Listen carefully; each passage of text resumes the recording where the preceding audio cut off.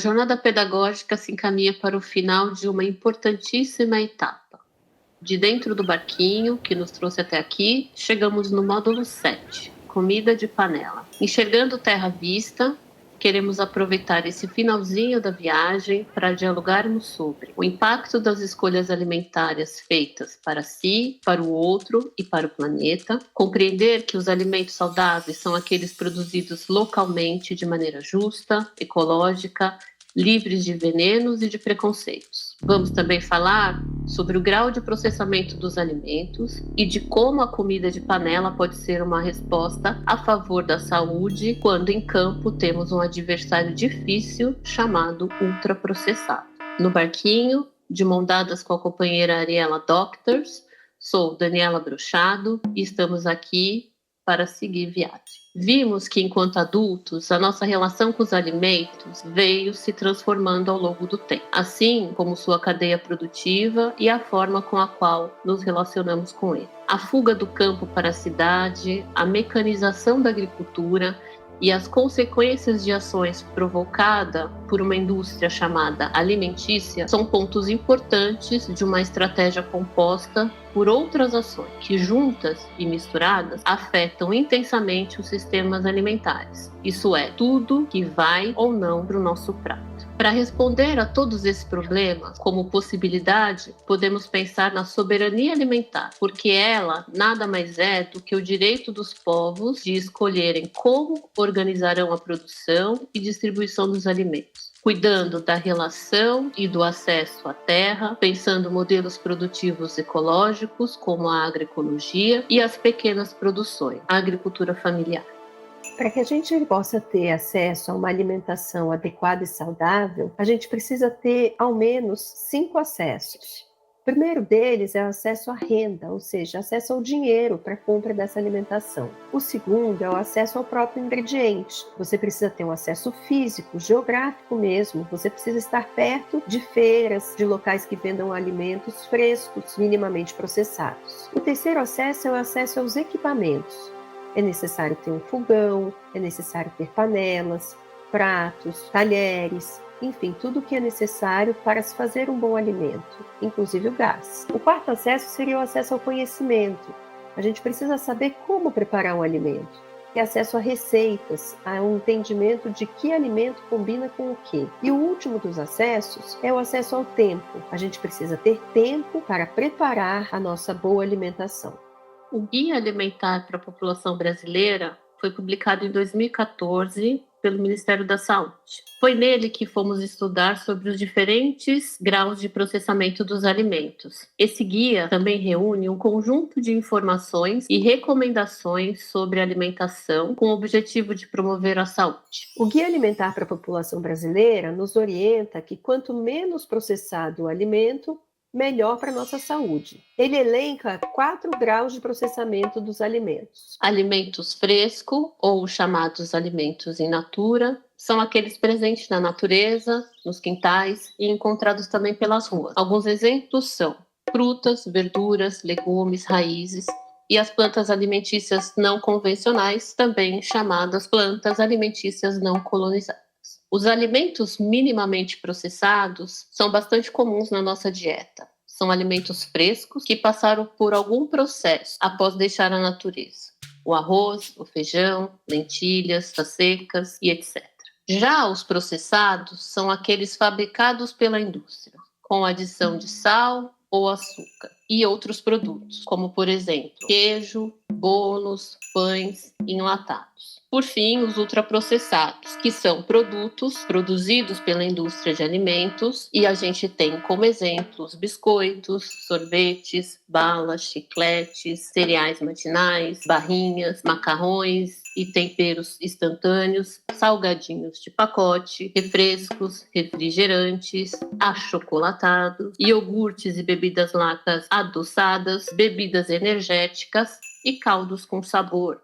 Importante perceber que esses alimentos ultraprocessados são aqueles que são adicionados aromatizantes, espessantes, conservantes, enfim, uma série de produtos produzidos pela indústria e que não vêm da natureza. Os alimentos ultraprocessados, eles são encontrados nos locais que a gente denomina pântanos alimentares, ou seja, aqueles bairros que a gente encontra um monte de supermercados e lojinhas que vendem só produtos da indústria, não são exatamente alimentos. A gente não pode chamar de comida de verdade. A gente tem um outro termo também na alimentação, que são os desertos alimentares. Esses lugares são bairros, normalmente, que você não consegue encontrar alimentos frescos por perto. Ou seja, você tem que andar alguns quilômetros para encontrar um pé de alface, para encontrar uma espiga de milho in natura. Então, você tem uma dificuldade de acesso a esses alimentos. Os impactos de uma alimentação baseada em ultraprocessados nas infâncias são múltiplos, desde a desnutrição, pois esses alimentos, apesar de tirarem a nossa fome, eles são desprovidos de nutrientes, até uma maior incidência de doenças crônicas não transmissíveis. Essas doenças são aquelas doenças ligadas ao coração, ligadas à pressão alta, à diabetes, alguns tipos de cânceres. Infelizmente, elas matam cerca de 40 milhões de pessoas a cada ano. Isso equivale a 71% de todas as mortes no mundo e a 77% de mortes que ocorrem em países de baixa e média renda. No Brasil, foram registrados mais de 730 mil óbitos por doenças crônicas não transmissíveis em 2019 e desses, 40% aproximadamente ocorreram prematuramente, mortes que não aconteceriam em tais idades se não fossem essas tais doenças. No artigo 4º da Lei 11.947, que é a lei do PNAE, que é o Programa Nacional de Alimentação Escolar, a gente vê um objetivo que é o de contribuir para o crescimento e desenvolvimento biopsicossocial, a aprendizagem, o rendimento escolar e a formação de hábitos alimentares saudáveis dos alunos por meio de ações de educação alimentar e nutricional e da oferta de refeições que cubram as suas necessidades nutricionais durante o período letivo. A comida de panela, ou seja, a alimentação saudável, é muito mais rica em nutrientes do que aquelas feitas em restaurantes rápidos, essas cadeias de alimentos que fazem só fast food e esses alimentos ultraprocessados. Esses nutrientes são necessários para o cérebro, como os ácidos graxos, as vitaminas, as substâncias antioxidantes, que de forma conjunta podem favorecer as funções cognitivas na infância, ou seja, favorecer o nosso entendimento das coisas. Alguns testes demonstram menor capacidade cognitiva entre crianças habituadas à comida rápida e à alimentação baseada em ultraprocessados. Então, vejam a importância de uma boa educação alimentar e o papel que vocês, cozinheiras escolares, exercem nesse lugar. É muito melhor criarmos bons hábitos alimentares desde a primeira infância do que termos que transformar esses hábitos ao longo da vida, quando já estamos e somos adultos. Ao auxiliar na criação de bons hábitos desde as infâncias, podemos educar o paladar, aumentar o repertório e ampliar os gostos e sabores. Muitos estudos apontam que é muito importante experimentar pelo menos 8 vezes o mesmo alimento para dizer se gosta ou não dele. É também muito importante respeitar o relógio biológico da criança, ou seja, respeitar os seus tempos, respeitar a sua fome, respeitar a individualidade de cada um. A educação alimentar possibilita também o desenvolvimento de habilidades estabelecidas na Base Nacional Comum Curricular. São competências como autonomia, liberdade, autoconhecimento, cuidados, responsabilidades com a própria saúde. E, por fim, ao reconhecer desde a infância as plantas e os alimentos, pode manter as crianças próximas à natureza. Por exemplo, ao reconhecer uma mangueira, ela vai defender a árvore, vai ser contra o desmatamento. Com isso, mantém-se um laço entre a criança e a natureza. Com essa aproximação e reconhecimento, os hábitos de consumo tendem a ser mais conscientes, assim como o descarte, diminuindo o desperdício. Como vimos, são inúmeros os benefícios de uma aprendizagem ligada à alimentação. Propor para as crianças a feitura de um prato, de uma comida, é um processo que tem início, meio e fim. Desde escolher a receita, separar os ingredientes, verificar as quantidades, cortar, picar, ralar, misturar, cozinhar, colocar no forno ou na geladeira, Enfim, fazer todo o processo para obter um resultado incrível a ser compartilhado e apreciado junto com outras pessoas. Todo esse percurso fortalece a força de vontade da criança, fortalece o seu sentimento de pertencimento ao mundo, a sua autoconfiança e a sua autonomia. Vocês, cozinheiras escolares, são parte importante desse processo e podem ajudar a transformar vidas e a transformar a maneira como as novas gerações se relacionam com o alimento e com o consumo.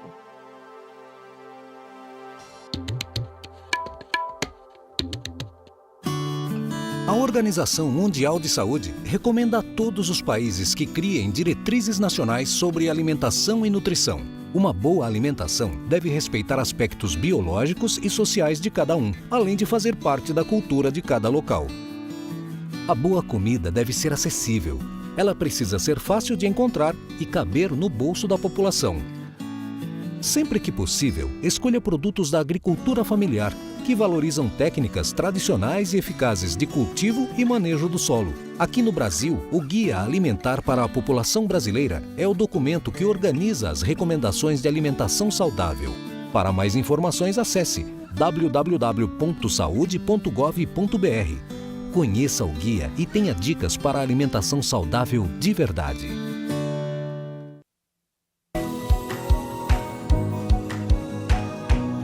A intimidade com o alimento é que faz a pessoa ter possibilidade de escolha. Eu fiz um trabalho uma vez com esse livro chamado A Galinha Ruiva, e este livro ele fala de todo o processo do crescimento de uma planta, no caso o milho.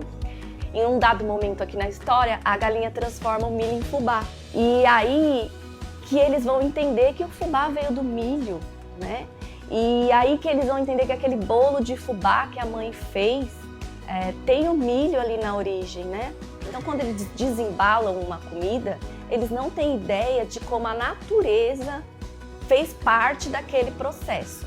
A alimentação saudável passa pela educação e também é um tema que a escola pode trabalhar para reverberar nesses outros espaços da comunidade. Quando a gente fala que as políticas públicas são importantes para um trabalho de alimentação saudável, também passa por esses nossos estudantes compreenderem quais são as barreiras que eles têm para acessar uma alimentação saudável e como eles podem liderar a sua comunidade para buscar alternativas e buscar meios de ter essa alimentação saudável. A merenda escolar é um momento em que a gente pode ofertar uma opção mais saudável para essas crianças, mas ainda é pouco. A gente pode usar a sala de aula para aumentar a consciência da criança sobre o que é um alimento natural, o que acontece com o planeta quando a gente escolhe um alimento industrializado, que não faz mal só para o nosso corpo, também faz mal para o planeta Terra. Então a gente trabalha pedagogicamente aqui na Campos Sales, dentro já dos conteúdos também, que a gente trabalha interdisciplinarmente. A gente trabalha essa temática da alimentação saudável, tanto do ponto de vista para a tomada de consciência, para eles entenderem onde acessam essa alimentação, como isso impacta na saúde deles e da família, como também quando a gente fala que colocar a mão na massa. Formação de professor é uma coisa fundamental. E a gente tem pouca formação nesta área. Eu sou uma professora de Fundamental 1, eu não sou uma especialista de ciências, né? Então, poder estudar este tema te encoraja a colocar ele na prática. Porque a importância do tema meio que já estava dentro de mim. Mas como colocar na prática? Esse tema pode ser transversal, ele entra todas as disciplinas. Tudo passa pela educação e a escola como centro de formação de lideranças, com esse objetivo de que os nossos estudantes também liderem transformações sociais no bairro, na comunidade, para melhorar a sua vida, as questões sociais. E quando a gente consegue fazer com que a comunidade trabalhe junto com a escola, afinado, a gente tem esse bairro educador, né? A gente consegue tanto fazer com que as famílias entendam melhor o processo da escola e o trabalho da escola, como os estudantes vão também multiplicar lá fora o que eles aprendem aqui. Quando a gente estabelece uma relação respeitosa com as pessoas e a gente mostra que o cuidar do corpo, o cuidar da alimentação, o cuidar de você faz parte dessa relação respeitosa, então a gente já está ajudando as famílias, as crianças a entender melhor o que é viver numa sociedade saudável. Elas só vão proteger a natureza se elas tiverem vínculo com a natureza. Então a gente tem que colocar a criança na natureza. Ela só vai proteger uma alimentação saudável se ela tem vínculo com essa alimentação.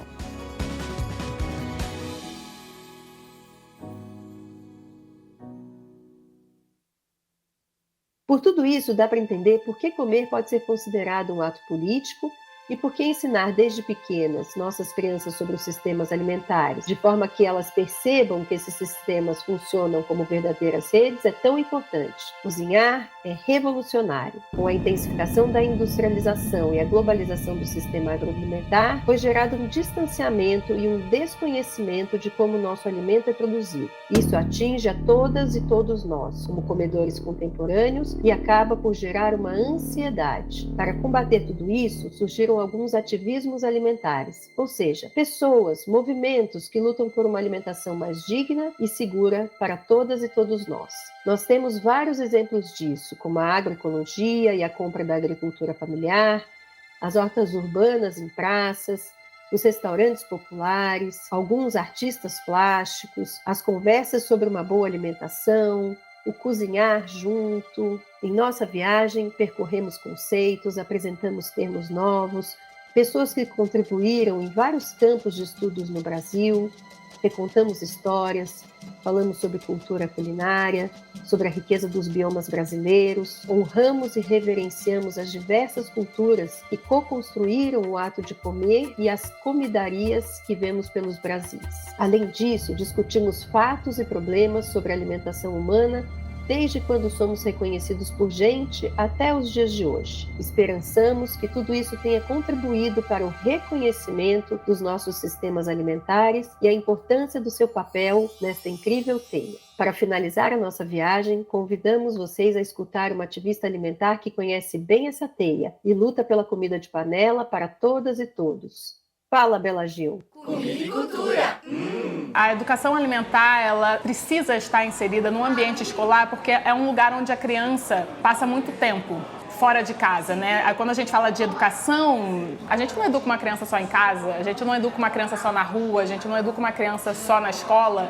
Em todos os ambientes no qual a criança está inserida, precisa ter esse olhar de oferecer uma boa alimentação, porque falando principalmente de uma educação pública, onde muitas vezes essa refeição é a única refeição que a criança tem, isso é construção de hábitos alimentares. Porque é nesse momento que a gente constrói o paladar da criança para ela levar para o resto da vida. E é sempre mais fácil a gente educar do que ter que se reeducar quando mais velho. Então, começar a vida com o paladar adequado, a gente encaminha essa criança no caminho do direito a essa alimentação que a gente tanto fala. É muito importante que as crianças entendam os impactos das nossas escolhas alimentares na nossa saúde, mas também na terra, no agricultor, nos sistemas alimentares, como que a comida chega na mesa dela. Então eu acho que é a forma que a gente tem de garantir à criança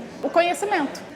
O conhecimento é fundamental, assim, é o primeiro passo que a gente pode dar para transformar o mundo. Então, por isso que eu acho que a escola é um lugar muito incrível, porque você passa a educação, você passa o conhecimento, está ali na hora do almoço, na hora da merenda, na hora do lanche, tá coerente. Não dá para você falar uma coisa na sala de aula e na prática ser completamente diferente. O mundo, a vida, o marketing, a publicidade deseduca. A criança fica confusa. A comida de panela, eu acho que é um termo, uma expressão que eu gosto de usar para denominar aquela comida que foi feita por mãos. Uma comida afetiva, uma comida gostosa, uma comida que a gente reconhece como comida. É o famoso arroz e feijão, são as paneladas, são as sopas, é o bolo. É comida feita por gente.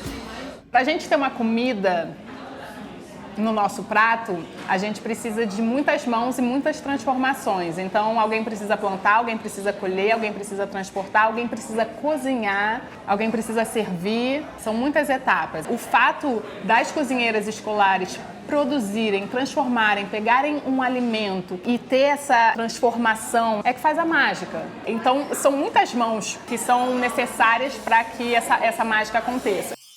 Vocês, cozinheiras escolares maravilhosas, que têm um papel super importante na educação alimentar das crianças nas escolas, porque tudo que a gente está falando aqui não teria como ser colocado em prática sem o trabalho de vocês. Vocês são fundamentais para que isso aconteça, para que as crianças sintam no corpo, na pele, na inteligência, na emoção, tudo que a gente está falando. Então, eu queria dar os parabéns a todas e todos que participaram do programa. Eu espero que vocês tenham ganhado fôlego para continuar com esse trabalho e poderem cada vez mais estarem perto das crianças, né, ensinarem, fazer com que elas se abram mais para experimentar coisas novas. Essa interlocução entre cozinha e sala de aula está na mão de vocês. Então, muito obrigada pela presença, pela escuta, pela participação, pela troca e que vocês consigam passar tudo isso adiante.